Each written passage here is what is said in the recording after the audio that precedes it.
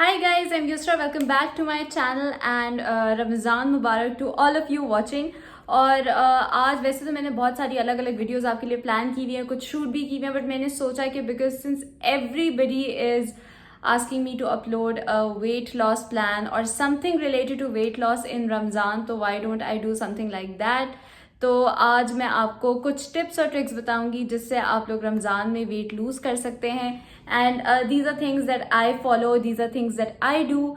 And मैंने I think अपनी weight loss journey 2 Ramzan पहले स्टार्ट की थी. That's when I started gyming ever in my life. उससे पहले मैं वर्कआउट नहीं करती थी. थोड़ा बहुत यूनिवर्सिटी में अगर कर लिया तो कर लिया, शौक में, but not really working out. And I have a list of things for you guys. And मुझे ना इतना मुश्किल लग रहा है सब बोलना. It's insane.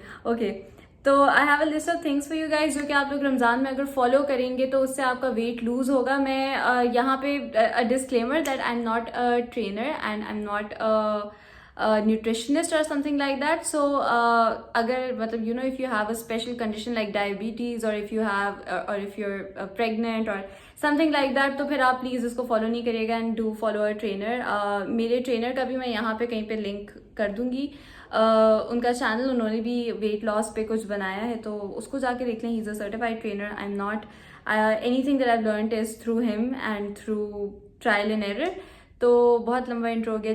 अच्छा जी, सबसे पहली चीज़ तो है इंटरमिटेंट फास्टिंग. आपने इंटरमिटेंट फास्टिंग के बारे में शायद सुना हो. इंटरमिटेंट फास्टिंग क्या होती है कि आप जो है ना बेसिकली कुछ आवर्स अपने दिन के फास्ट कर रहे होते हैं और बाकी के आवर्स एक 8 आवर विंडो होती है जिसके अंदर आप खाना खा रहे होते हैं.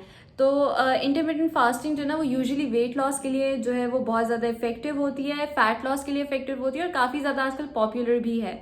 तो मैं इंटरमिटेंट फास्टिंग यूजुअली अपने वर्क डेज पे जो है जब मैं काम पे जा रही होती हूँ वो कर रही होती हूँ, क्योंकि वो मुझे स्नैकिंग से और मतलब फालतू चीज़ें ऑर्डर करने से और खाने से जो है ना बहुत हेल्प करता है कि मैं वो ऑर्डर ना करूँ और खाऊँ नहीं.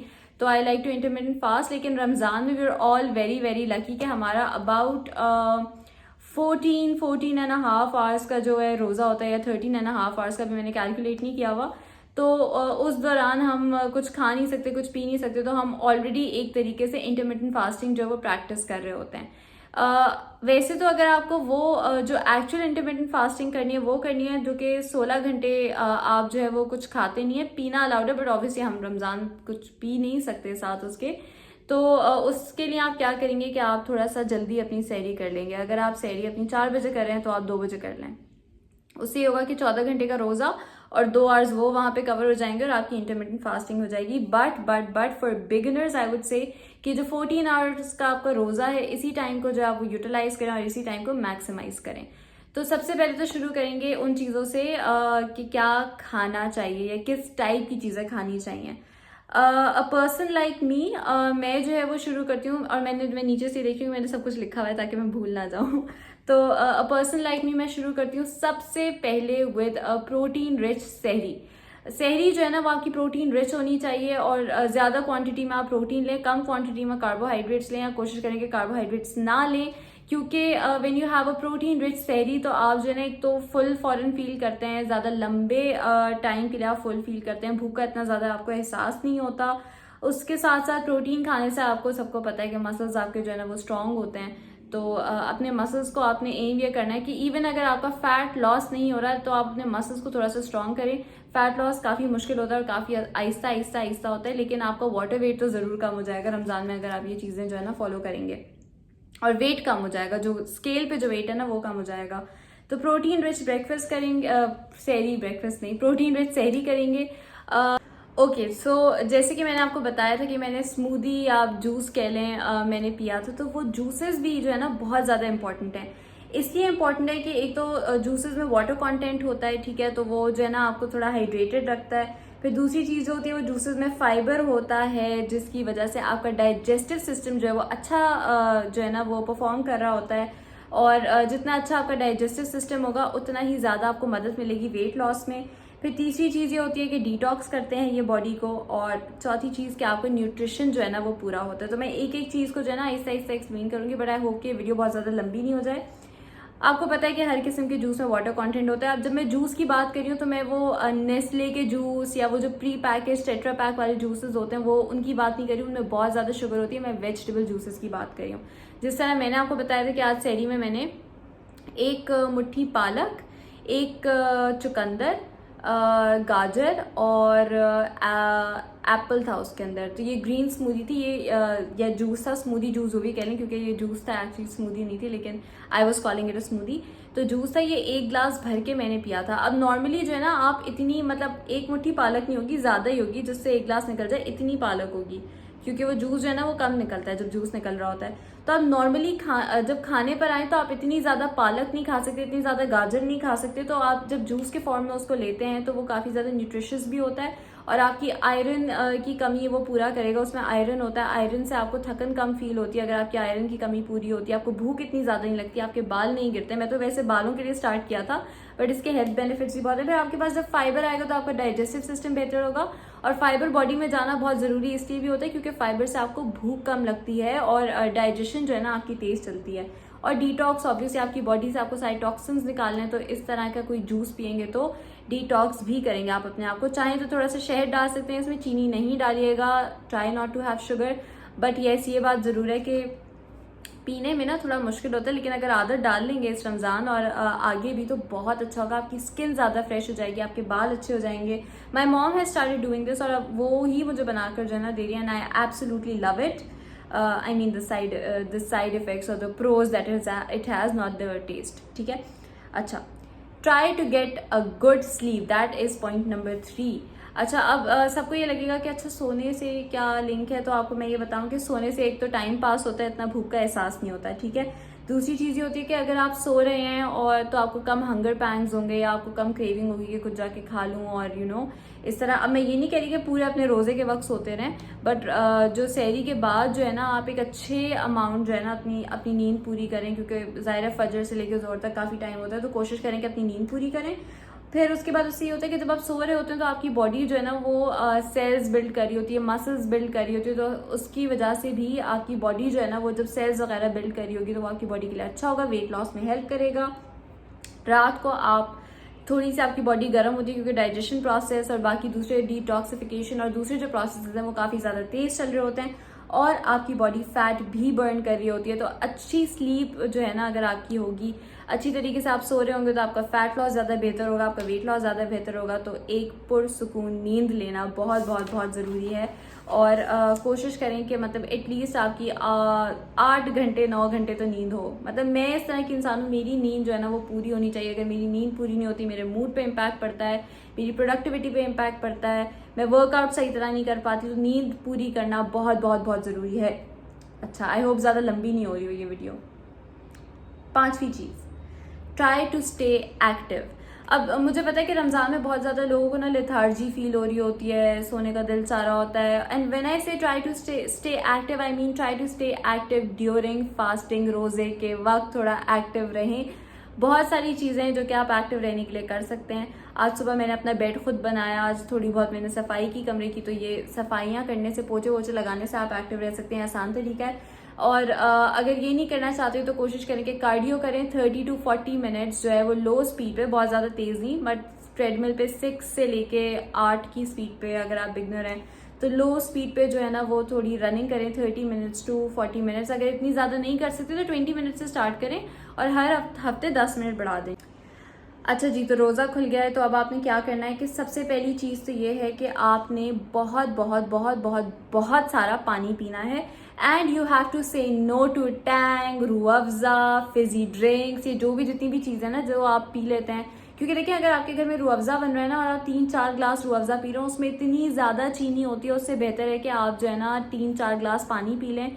वो आपकी डाइजेशन प्रोसेस को भी मदद करता है, फैट लॉस में भी मदद करता है, आपकी कैलोरीज भी कंट्रोल रहती हैं। तो अगर आपसे पानी नहीं पिया जा रहा, खाली पेट बहुत सारे लोगों से नहीं पिया जा रहा तो उसके अंदर थोड़ा सा लीमू निचोड़ लें, बट शुगर नहीं डालिएगा। थोड़ा सा अगर इतना सा हनी डालना चाह रहे हैं टेस्ट के लिए तो डाल लें, वैसे मैं तो वो भी नहीं डालती। और ये जो है आप पियेंगे 3 से 4 ग्लास, इतना पी लीजिएगा कि आपको ना आपका ऐसा लगे कि आपका पेट जो है ना वो पानी से भर चुका है। जब आप पानी से पेट भर लेंगे, एक तो आपकी बॉडी हाइड्रेटेड रहेगी, स्किन अच्छी रहेगी, बाल अच्छे रहेंगे, ये सारी चीज़ें तो हैं। दूसरी चीज़, आप कम खाएंगे क्योंकि आपका पेट ऑलरेडी पानी से फुल हो गया है। उसके बाद आपने क्या करना है कि पोर्शन कंट्रोल करना है। पोर्शन कंट्रोल करने का आसान तरीका ये होता है कि अगर आप वो बड़ी वाली फ्लैट प्लेट लेते हैं ना, इतनी बड़ी जो होती है जो फ्लैट प्लेट, उसकी जगह आप क्या करें कि वो जो छोटी वाली क्वार्टर प्लेट होती है ना, उसमें खाना खाएं। जब आपके पास छोटी प्लेट होगी तो आप जब अपनी इफ्तारी की प्लेट बना रहे होंगे ना, और समोसे और पकौड़े और चाट और पता नहीं क्या क्या डाल रहे होंगे, वो आप ऑलरेडी कम अमाउंट डालेंगे उसके अंदर, क्योंकि वो छोटी हो, इतने ज़्यादा कंटेन नहीं कर सकती। उसके साथ साथ आप जो है छोटी प्लेट यूज़ करेंगे। और एक जो ट्रिक जो मैं पिछले 2-3 साल से जो है ना वो यूज़ कर रही हूँ कम खाने के लिए, वो ये करती हूँ कि सबसे पहले तो इफ्तार में कोशिश करें कि होलसम फूड्स खाएं। होलसम फूड्स क्या होते हैं कि आपने फ्रूट खा लिया, आपने वेजिटेबल्स खा ली, रॉ खा ली या पकी हुई खा ली, कम तेल में पकी हुई खा ली, ये कोशिश कर लें। समोसे पकौड़े वगैरह जो है ना वो कम खाएं। अगर आप किसी इफ्तार पार्टी पे या अपने घर पर ही हैं और आपको बड़ा दिल चाह रहा है समोसे पकौड़े खाने का, तो मेरे पास ये ट्रिक है कि एक तो छोटी प्लेट में खाएं। सबसे पहली चीज़ जो आपने खानी है वो फ्रूट चाट खानी है, और अपने लिए अलग फ्रूट चाट बनवा लें जिसमें चीनी ना हो, हनी डला हुआ हो, या अगर चीनी डली हुई हो तो चीनी कम डली हुई हो। पेट अपना जितना भर सकते हैं फ्रूट चाट से, आपने वो अपना पेट भर लिया फ्रूट चाट से। उसके बाद आप मूव करेंगे दही बड़ों पे, और ऑलरेडी देखें आपने अपना सबसे ज़्यादा अपनी हंगर जो है ना वो फ्रूट चाट से भर ली। फिर दही बड़े जब आप लेंगे तो कोशिश करें कि कम दही बड़े लें, मतलब 2 ले लें, उससे ज़्यादा ना लें। या छोले भी हैं तो कम क्वांटिटी में छोले ले लें। और सबसे आखिर में अगर फिर भी भूख लग रही है तो आप जाएंगे अपने समोसों पे, अपने पकौड़ों पे, फ्राइड आइटम पे। जब आपका पेट इतना ज़्यादा भर जाएगा ना तो आप ज़्यादा से ज़्यादा 1 या 2 पकौड़े या 1 समोसा खा सकेंगे। कोशिश करें कि फ्राइड आइटम्स को सबसे ज़्यादा कम खाएं। और ये जो ट्रिक है ना, ये अगर आप यूज़ करेंगे तो इससे वाकई मैंने देखा कि मैं इतना ज़्यादा समोसे पकौड़े नहीं खा रही होती। अगर हम शुरू ही समोसे पकौड़े से करेंगे तो फिर हम ज़्यादा समोसे पकौड़े खाएंगे और फिर चाट और दही बड़े वो रिवर्स हो जाएगा। तो इस तरीके से आप कोशिश करें कि आप अपनी इफ्तार को खोलें। अच्छा, उसके बाद आप क्या करेंगे कि काफ़ी सारे लोग, मुझे नहीं पता कि कितने सारे लोगों के घर में वैसे होता है, लेकिन मैंने सिर्फ सुना है, मेरे घर में पर्सनली ये प्रैक्टिस नहीं होता। और ससुराल में भी आके मैंने बहुत कोशिश की है कि ये प्रैक्टिस ना हो, तो कोई भी नहीं करता। Skip dinner. Skip dinner as in आपने अभी अभी इफ्तारी की है और उसके 3-4-5 घंटे बाद या 3-4 घंटे बाद आप तरावी से वापस आ रहे हैं या कुछ आ रहे हैं, तो आप जो है ना वो डिनर कर लेते हैं। और डिनर में आपने वही रोटी सालन खाना है। Try to skip dinner. और अगर आप डिनर स्किप कर लेंगे और सहरी में खाना खाएंगे और इफ्तारी में खाना खाएंगे, वो आपके लिए वेट लॉस के लिए बहुत बहुत बहुत अच्छा है। लेकिन अगर आपको भूख लग रही है और आप कुछ खाना चाहते हैं तो कोशिश करें कि ऐसा डिनर खाएं जिसके अंदर प्रोटीन और कार्ब्स हों। कार्ब्स कम हो, प्रोटीन ज़्यादा हो। अब हेल्दी डिनर मेरे लिए क्या होता है, बहुत सारे लोगों को ये बहुत डिस्गस्टिंग लगेगा, लेकिन मैं ये कोशिश करती हूँ कि अगर मैं रोटी खा रही हूँ तो मैं आधी रोटी खाऊंगी। और आधी रोटी के साथ ना मैं जैसे कोई सालन बनाए तो जो बोटी की क्वांटिटी होती है ना, जिस तरह चिकन है वो है, तो मैं ज़्यादा कोशिश करूँगी कि वो ज़्यादा खा लूँ, या रूखी बोटी जितनी खा सकती हूँ, कोई भी सालन जो घर में बना है उसमें रूखी बोटी ज़्यादा खा लूँ। कीमा टाइप कुछ बनाए तो मैं कोशिश करूँगी आधी रोटी आधी हो, लेकिन कीमे की क्वांटिटी ज़्यादा हो, तो हर निवाले में ना ज़्यादा ज़्यादा कीमा आ रहा है। I hope you understand what I mean. या फिर मैं 100 ग्राम्स राइस लूँगी और उसके साथ जो है मैं कीमा लूँगी चिकन का, या जो भी कीमा आपके घर में हो, मटन का हो, और मैं राइस और कीमा खा लेती हूँ। एंड राइस की क्वांटिटी कम होती है। कार्बोहाइड्रेट्स डिनर में खाना इसलिए भी ज़रूरी है कि एक तो आपको इंस्टेंट एनर्जी मिलेगी, और दूसरी चीज़ ये है कि आपको जो है वो नींद बेहतर आएगी। एंड एज आई मेंशन के स्लीप इज़ वेरी इंपॉर्टेंट। तो अच्छी नींद के लिए थोड़े कार्बोहाइड्रेट्स आपको कंज्यूम करें, लेकिन कोशिश करें कि डिनर ना करें। आपके पास इफ्तारी से भी थोड़े से कार्बोहाइड्रेट्स बॉडी में होंगे, अगर फिर भी बहुत मजबूरी है तो कर लें। अच्छा, उसके बाद आपने क्या करना है कि जब आपने इफ्तार कर ली है और 1-आधा घंटा जो है ना गुजर गया है, या 2 घंटे गुजर गए, तो उसके बाद आप कोशिश करें कि ब्लैक कॉफ़ी पिएं। ब्लैक कॉफ़ी पीना बहुत बहुत बहुत बहुत बहुत ज़रूरी है, स्पेशली इसलिए कि आपकी जो है ना सब जो है ना इफ्तार के बाद थोड़े हो जाते हैं, सबका दिल चाहता है कि लेटे रहें, कुछ ना करें। तो ब्लैक कॉफ़ी जो है ना आपको इंस्टेंट एनर्जी देगी। बहुत मुश्किल होती है पीना, लेकिन जब आपको ब्लैक कॉफ़ी की आदत हो जाती है ना, तो उसके बाद आपको किसी किस्म की कॉफ़ी नहीं अच्छी लगती।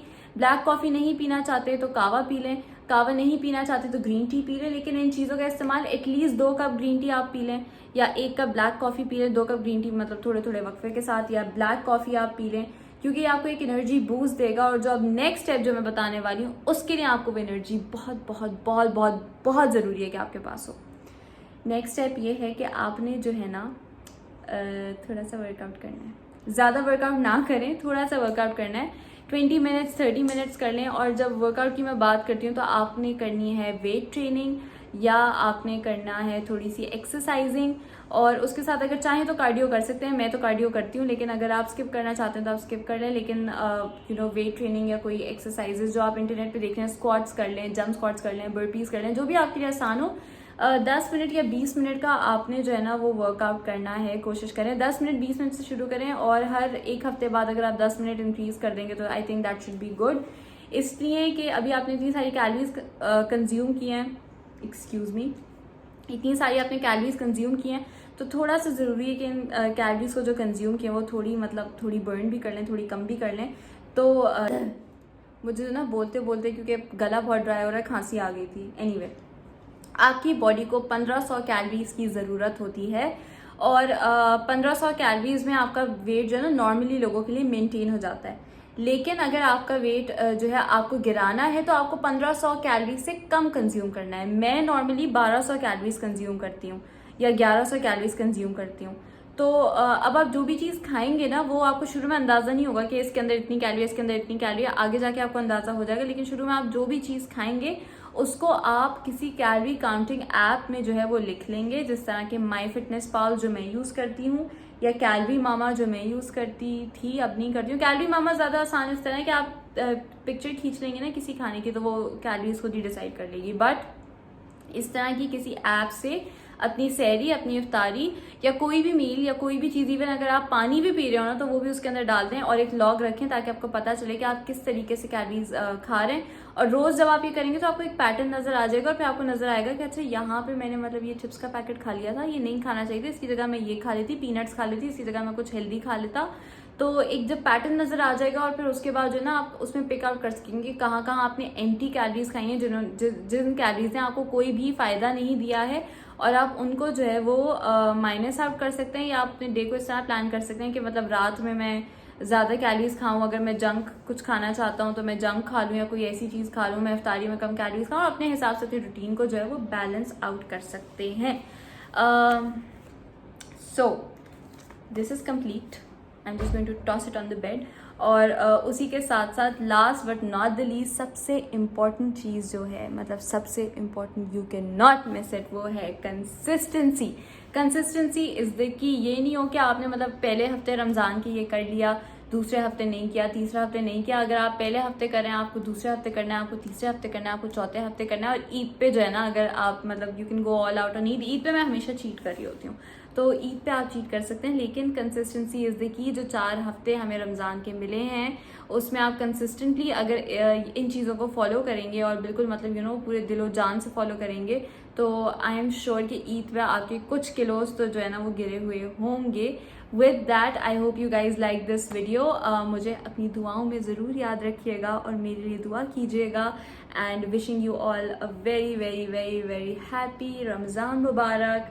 If you like this video, please click here and subscribe to my channel for my other video. Click somewhere here, and until next time, bye.